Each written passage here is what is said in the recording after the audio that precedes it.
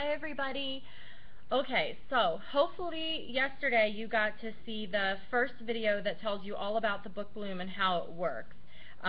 If you didn't, then make sure that your teacher goes over with you the plan for the Book Bloom and sort of what you need to do. Today I'm going to just go as quickly as I can and tell you about as many books as I can. I think I have about 6, 7 here that I want to tell you about as quickly as possible. So I'm not going to give you like a big spiel about them, but I'm going to do my best. So, the first one is called Olympians, Ares, Bringer of War. It's by George O'Connor. This is a graphic novel. It's glossy, thick pages, full color, which is just my absolute favorite. And this is part of a series. There are 8 or 9 or more. Every one focuses on a different god. And this says, in the chaos of the Trojan War, Ares arrives in a chariot, armor blazing like fire. Strategy has failed, and gore drips from every surface, but the god of war denies his nature and sits on the sidelines as the blood of both mortals and demigods stains the ground red. Strong, vengeful, and just plain angry, Ares enters the battle, his mind set on one thing: total obliteration. So if you're into that kind of stuff, I love mythology, and a lot of you have taken it to school. You might find these really fun, and you can continue to collect them because there's a number of them out. The next one I want to tell you about, this is definitely a teen romance novel. Ask Mrs. Hewick. She totally loves Colleen Hoover, and I also do too. This is by Colleen Hoover and Taryn Fisher. It's called Never Never, and it's a story about a girl named Charlie and a boy named Silas who have been dating for a number of years, when they both wake up one morning and cannot remember anything about their lives before that moment. And they know that they were together, but that's all that they remember. And as you start to look back on the people you were that you didn't know, you really get a sense of whether you were somebody you actually wanted to be. So this story is Never Never, and it's a romance about finding each other when everything's been forgotten. The next one I want to tell you about is Orphan Train. This has been climbing the New York bestseller list for, I don't know, a number of weeks. And this is by Christina Baker Klein. She has written other novels, but this one is definitely one of her more famous ones. This is historical fiction. It says between 1854 and 1929, so-called orphan trains ran regularly from the cities of the East Coast to the farmlands of the Midwest, carrying thousands of abandoned children whose fates would be determined by pure luck.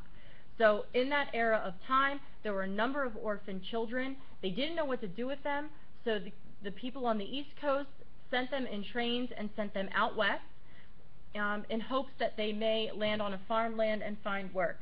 Some of the kids were adopted into families and lived wonderful lives, and some of the kids basically lived a life of servitude and slavery, just working for homes that needed them to work on their farms. This is the story about Vivian Daly and about what happened to her as a child, and then a friendship she finds later in life with someone who also led that same type of life as her. And I love the opening paragraph. It says, "I believe in ghosts. They're the ones who haunt us, the ones who have left us behind. Many times in my life I have felt them around me, observing, witnessing when no one in the living world knew or cared what happened. I am 91 years old, and almost everyone who was once in my life is now a ghost." So this is called Orphan Train. Next one I want to tell you about, this is realistic fiction. It's by Robin Schneider. It's called The Beginning of Everything. You can see here everyone gets a tragedy. For those of you who have read Romeo and Juliet, you certainly know what a tragedy is, and that is the story of Ezra Faulkner and Cassidy Thorpe. Ezra is the popular guy, everything that everybody wants to be. He has his entire life in front of him until he walks into a party over the summer, and his girlfriend is cheating on him, and he discovers it while he's there. In a frenzy, he leaves the party, and when he leaves, somebody slams into his car. It shatters his leg, and it changes his life irrevocably, and this is called The Beginning of Everything. The next one I want to tell you about is by Jenny Han. She had a trilogy of books about, it's like the summer I Turned Pretty, It's Not Summer Without You, and We'll Always Have Summer. They were really popular books too. This is one of her newer ones. It's called To All the Boys I Loved Before. I love this idea because I totally did, because I'm super cool. when I was little, like when I was a teenager, I definitely wrote like love notes to boys that like I never delivered. I know you guys probably did that too, so it's fine. Anyway, this is about a girl, what's her name? I can't remember now. Anyway, this is about a young lady named, I forget her name. Anyway, she has, oh, Lara Jean. Anyway, Lara Jean has letters that she writes to boys that she never intends to send. And then somehow, she doesn't know how, the letters get sent to all of the boys she's loved before, to all of the boys she's ever written these letters to. And of course, the moment they're delivered, her life spins completely out of control. So it's called To All the Boys I've Loved Before. So great. Then this is another fantasy novel. This is called Under the Never Sky. This actually came out a couple years ago. It kept popping up on lists that I should put it in the book Bloom, and I just wasn't sure. But with an uprising of like Game of Thrones and Divergent and all of these books that keep coming out that are just so fantastic, I thought, you know what, I think it's time for this one. So this is called Under the Never Sky. There's another one called Through the Never Night, which is already out, and then the third one's about to come out soon. Says, in a world of danger, an unlikely alliance, breathtaking adventure, and unforgettable romance. So this is about a girl named Arya.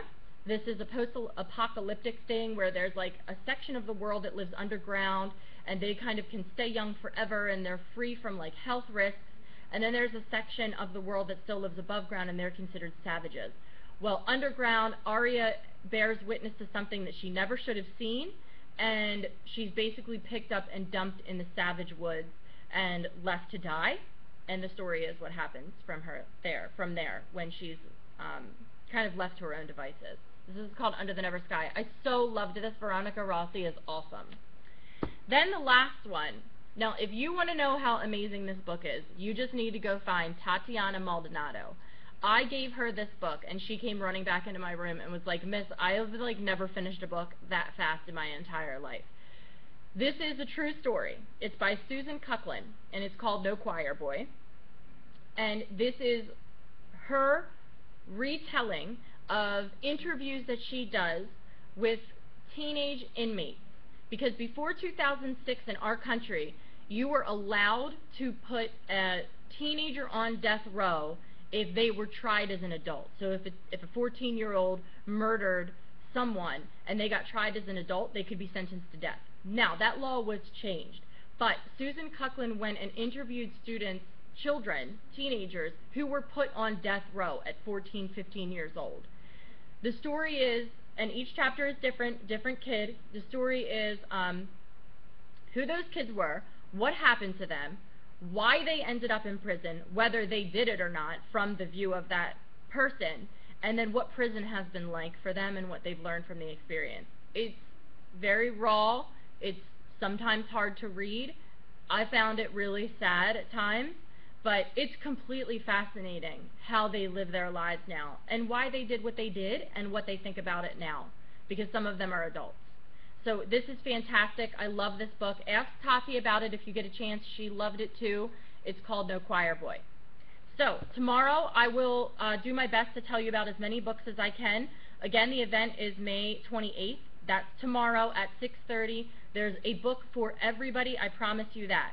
All right, I will see you then. Bye.